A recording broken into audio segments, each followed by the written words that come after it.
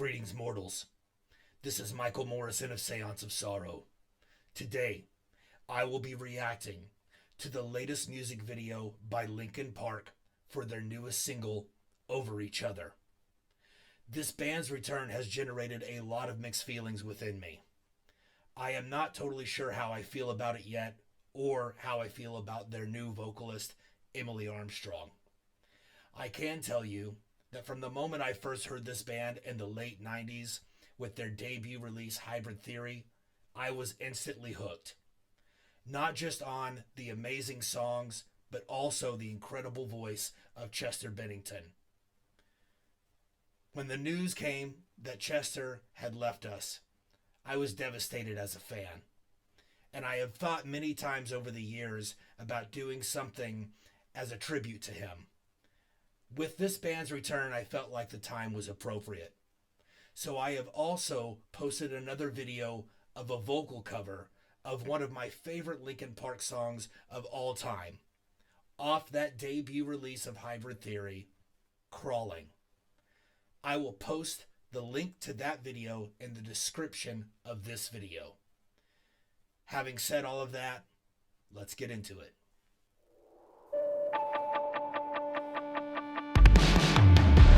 This is the letter that I didn't write. Looking for color in the black and white.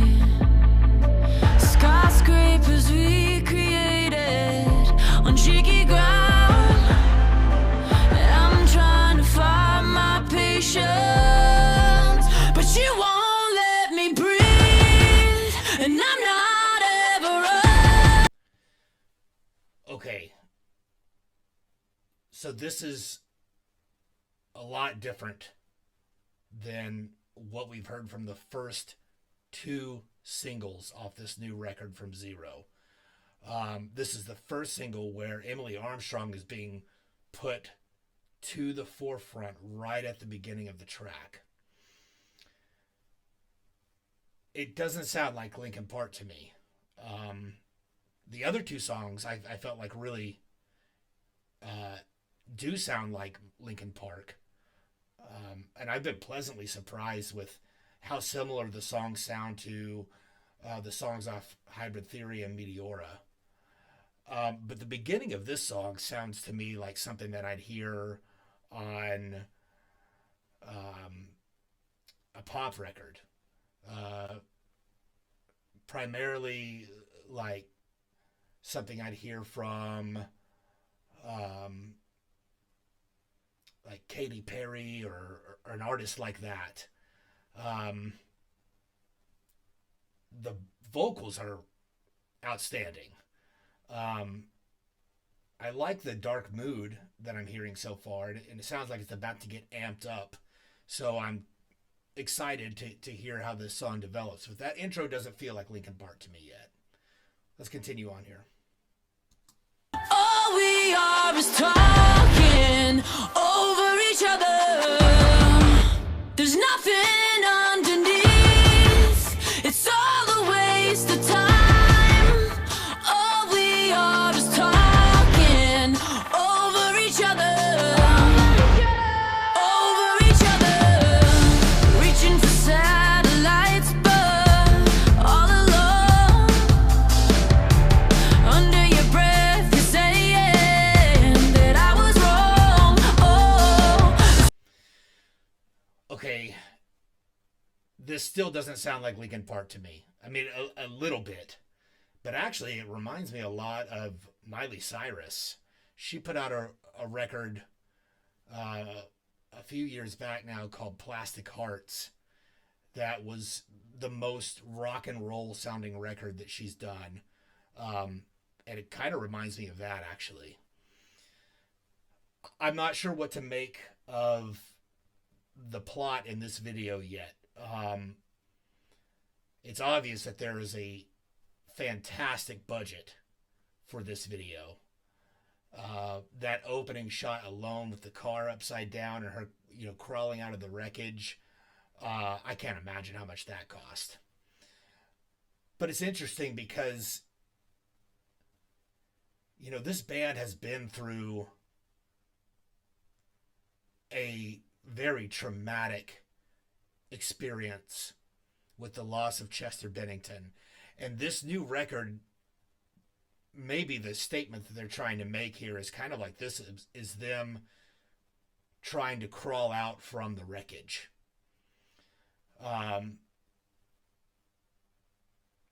And we've been introduced to this other character, and it almost looks like there's a conflict happening here. So we'll see how this develops. Let's continue. Skyscrapers we created are coming down, free falling to the pavement. 'Cause you won't let me breathe, and I'm not ever right. All we are is talking over each other. There's nothing underneath. It's all a waste of time. All we are is talking over each other.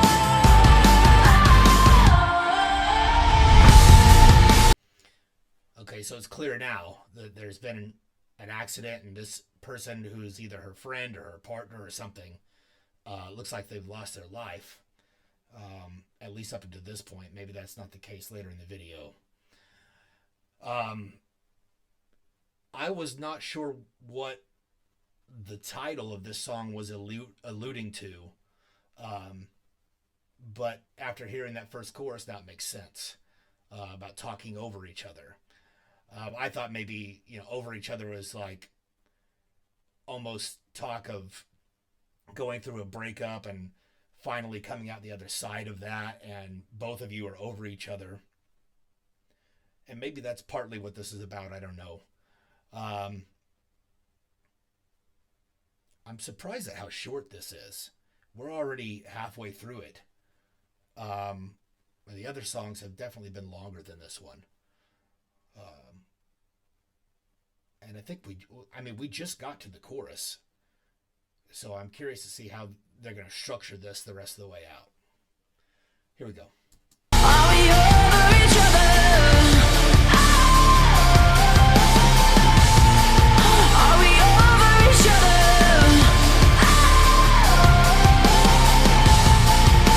I can't go to sleep. I lie awake at night. I'm so tired of talking over each other. So say what's underneath. I wanna see your side. We don't have to be talking over each other. Over each other. Over each other. Over each other. Okay, that was a twist I was not expecting. So now I'm curious, what was that initial perspective?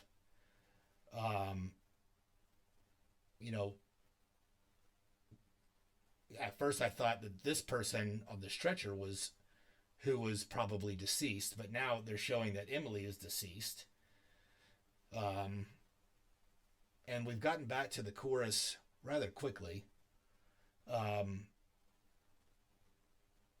But as of now, this really does not sound like a Linkin Park song to me. That's not to say that it's bad, because it's definitely not bad. But it does not remind me of the Linkin Park of the past. This song clearly is marking a new chapter in their sound. And now I'm curious how much of this we're going to be getting on the new record versus a more familiar sound. Let's keep going here. We're almost to the end. Over each other.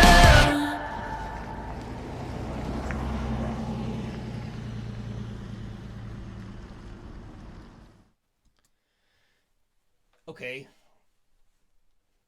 So now at the end, we're seeing Emily standing there and the ambulance driving off as though she has survived. So I'm taking away from this video that it is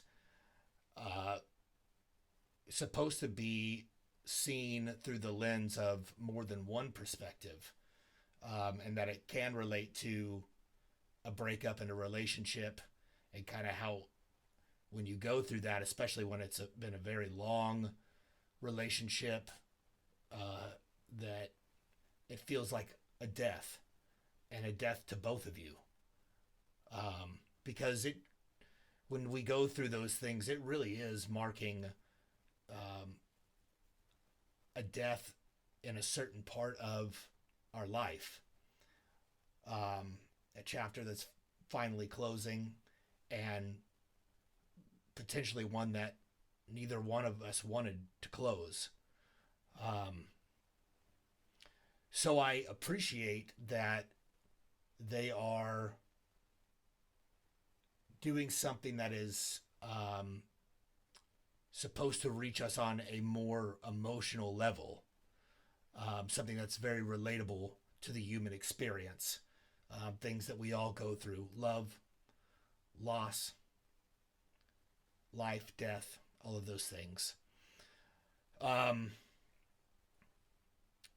Again, I am very surprised at how short this song was.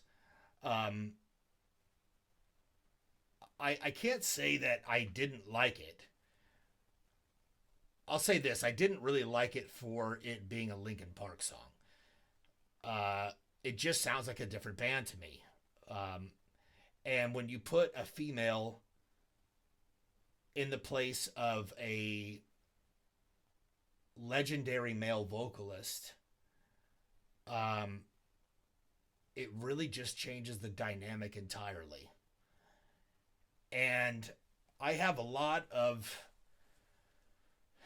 different opinions as to why this could be a good move and could be a bad move for Linkin Park. I mean, let's just face reality here. It is impossible to replace Chester Bennington. I mean, nobody will be able to do it. And I know that Linkin Park knew that. And so how do you respond? Well, from a business standpoint and a marketing standpoint, I can understand choosing a female because it acknowledges that there is no comparison. And it also eliminates the fans saying, well, they got so-and-so to do it, and he will never sound like Chester. Because if they had put another male in this spot, everybody would have just torn that person to shreds. Because Chester was just so iconic. But if you put a female there, it leaves the door open for this being viewed as a new chapter with someone that is obviously not trying to be Chester or be compared to Chester, because they are their own vocalist, they are their own voice. Having said that, this has not gone well for Linkin Park, from my perspective. Right out the gate, there was people, there were people that were digging up whatever they could find on Emily Armstrong and essentially trying to put out whatever dirt they could find. And her ties to Scientology have not gone over well. And personally, that's another thing that I do not understand from a business perspective, why Linkin Park would have chosen her, for the simple fact that Scientology is a very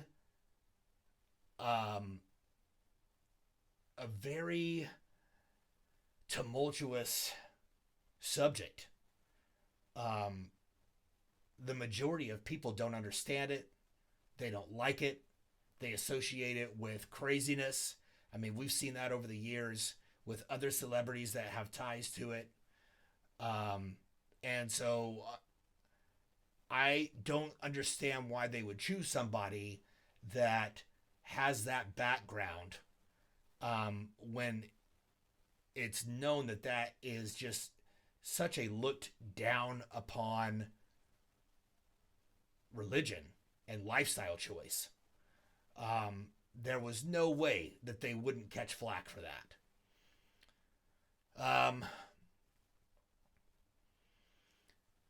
Also, I do have to say that from the other two singles that I've heard, I actually really enjoy Emily's voice on the heavier choruses where she's using more of that grit and giving us that dirty melodic vocal. Because the registry in which she sings those actually reminds me of Chester a lot. But again, not a carbon copy. It still sounds like her own voice. So for me, this song was a miss. 2 out of 3 isn't bad. I did like the other two, but this one is just a miss for me. Now, if this was released as a, under the name of a different band that I had nothing else to compare it to, then it would not be a miss for me. I would think that it's great. It's strong. But with this having the Linkin Park name attached to it, it's really hard for me to see past what I know this band for. And I think that's going to be an uphill battle that this band is going to face, a long uphill battle. But I do wish them the very best. And I hope that as they continue on, that I enjoy the majority of what they release, because this is a band that I have really enjoyed over the years. But that remains to be seen as of now. That's going to do it for this reaction video, guys. If you are curious about Séance of Sorrow, you can learn more about us at seanceofsorrow.com, and you can see more videos on our YouTube channel. There are a couple of music videos of our original songs posted there, as well as other reaction videos, and more videos, more music videos are coming soon, more reaction videos are coming soon. Thank you for tuning into this one. If you liked it, like, comment, subscribe. I appreciate all of you and your time. And until next time, I'll be watching you from the black.